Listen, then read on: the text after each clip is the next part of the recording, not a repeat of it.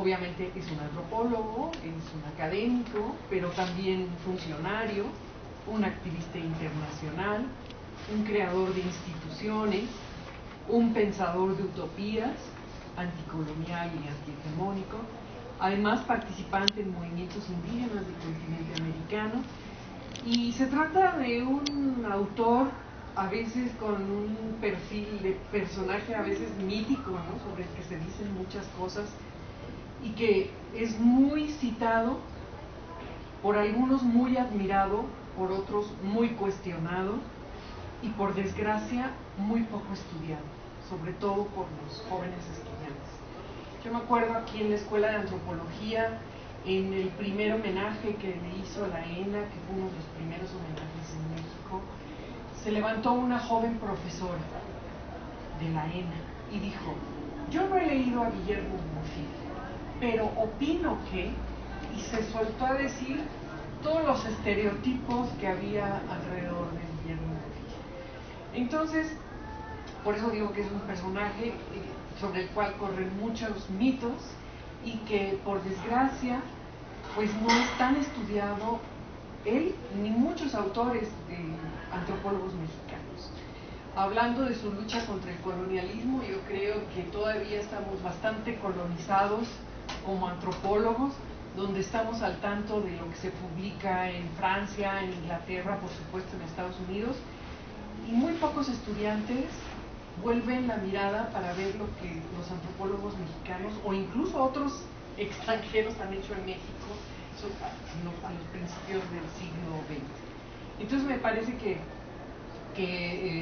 esta plática tiene la intención, pues, de abrir una ventana de reflexión a sus diferentes áreas de trabajo, como para motivar a que se relea incluso aquellos que ya lo han leído, a la luz de los problemas contemporáneos.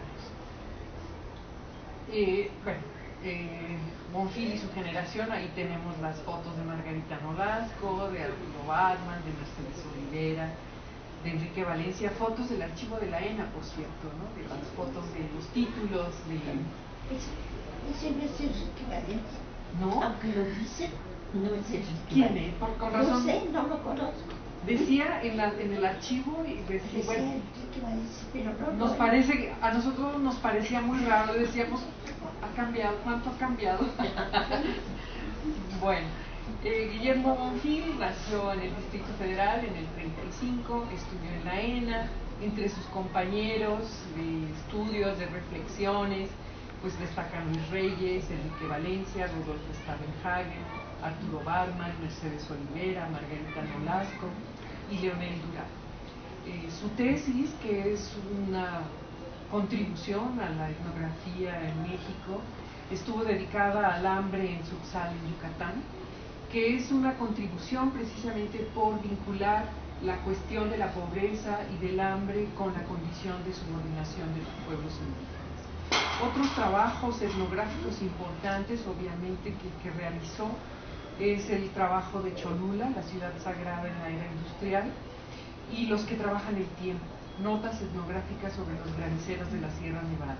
Yo quiero decir que cada uno de los aspectos que se pueden hablar de la obra de Guillermo Bonfil ameritaría una exposición, un trabajo de análisis para realmente dar cuenta de cómo lo hizo, cuáles fueron sus aportaciones puntuales en cada aspecto, y cosa que nos llevaría muchísimo tiempo. Entonces, sobre todo en su trabajo etnográfico, simplemente lo menciono, no es uno de los aspectos que voy a trabajar a mayor profundidad, pero sí vale la pena recuperar ese perfil como un etnógrafo, como una gente que trabajó en campo, ahora que se discute si es importante o no el trabajo de campo para la antropología. Yo creo que esta formación en campo fue lo que lo fue sensibilizando y lo fue formando para sus reflexiones a lo largo de toda su vida. Otro perfil de Guillermo Bonfil es el de creador y renovador de instituciones en México. Pero pocos saben que además fue guionista y productor de un documental sobre los amurcios y sobre los concheros. O sea, este perfil donde podía trabajar con una reflexión seria, pero también con una vertiente creativa, es uno de sus rasgos, ¿no? Sus preocupaciones generales en torno a las relaciones de los pueblos indígenas con el Estado Nacional se fueron forjando a lo largo de toda su vida, y desde épocas tempranas ya era uno de sus campos prioritarios de reflexión. Fue director del INA, del Instituto Nacional de Antropología e Historia, y como director del INA, para muchos de los que estamos, bueno, no muchos, pero para algunos de los que estamos aquí en nuestra institución, fue un renovador de la institución y sobre todo un innovador en el campo de la museografía. A él le debemos el sistema de museos, donde hay sistemas de museos nacionales, de sitio, hasta los comunitarios, y algunas experiencias muy novedosas como los museos sobre rieles, que eran trenes que viajaban, las exposiciones, porque desde entonces estaba esta idea de que había que hacer vivas las instituciones culturales. Entonces, este es otro campo interesante sobre el que vale la pena reflexionar, ¿no? Creó también, fue fundador del CICINA, ahora CIESAS, o sea, el Centro de Investigaciones Sociales del INA, que fue pensado como un centro de investigaciones superiores en antropología dentro del instituto, dentro del INA, para generar una investigación comprometida, una investigación que de verdad participara en la resolución de los grandes problemas nacionales. Así fue pensado. Sin embargo, bueno, la dinámica institucional fue llevando hacia otros caminos, pero fue precisamente pensada como una institución que permitiera una antropología con una responsabilidad social y práctica ante los grandes problemas. Después, el CICINA se convirtió en CIESAS, que todos ustedes conocen, ¿no? El Centro de Investigaciones Investigación y estudios sociales en antropología social, superiores en antropología social, que bueno, se ha convertido ahora en una institución pues CONACYT, que tiene toda una lógica diferente a como fue pensado originalmente el CICINA. Obviamente, toda su vida como luchador, como pensador, fue creador de espacios para la educación entre jóvenes. Para aquellos que dicen que la antropología mexicana siempre ha sido ciega a las juventudes indígenas, yo les diría que no. Que no solamente no ha sido ciega, sino que en torno a los jóvenes se han creado instituciones, programas, proyectos y políticas públicas en relación con los jóvenes indígenas. Un trabajo muy importante, precisamente, en el que participó Guillermo Bonfil fue en la formación de los jóvenes indígenas y la formación de liderazgos entre jóvenes indígenas. Y un programa muy importante fue en el 79 al impulsar la formación del programa de formación profesional de etnolingüistas. Además que de ahí han salido investigadores, han salido dirigentes. No voy a hablar aquí incluso de los foros donde se participó para fortalecer los liderazgos indígenas entre las juventudes, pero ese es otro de los campos importantes en su labor. En el 82 crea el Museo Nacional de Culturas Populares, del que fue su director hasta el 85, que como ya traía la trayectoria en el INA de la gestación de museos que fueran diferentes, que no cosificaran, que no descontextualizaran, el Museo Nacional de Culturas Populares crea una tendencia nueva en la museología mexicana, la tendencia participativa a través de los museos, y genera una nueva experiencia de relación de lo que son los museos con los sectores sociales poseedores de la cultura. Es un museo que cuando se creó fue muy innovador en sus formas museográficas, pero sobre todo en que fue pensado como un espacio de y para los grupos populares, y donde se innovaban las formas de relación entre las instituciones y los grupos poseedores de las culturas. Entre el 90 y el 91 coordina el Seminario de Estudios de la Cultura y dirige la Dirección General de Culturas Populares. este perfil de creador, sin embargo, no era una reflexión, o sea, no era un trabajo que él realizara a ciegas.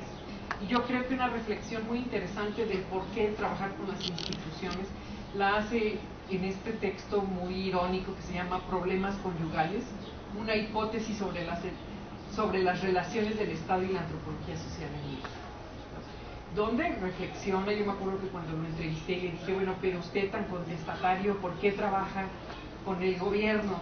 Y dijo, bueno, si la iniciativa privada me da el dinero para hacer todo lo que he hecho en las instituciones, en los museos, yo acepto, ¿no? Pero no me lo dan.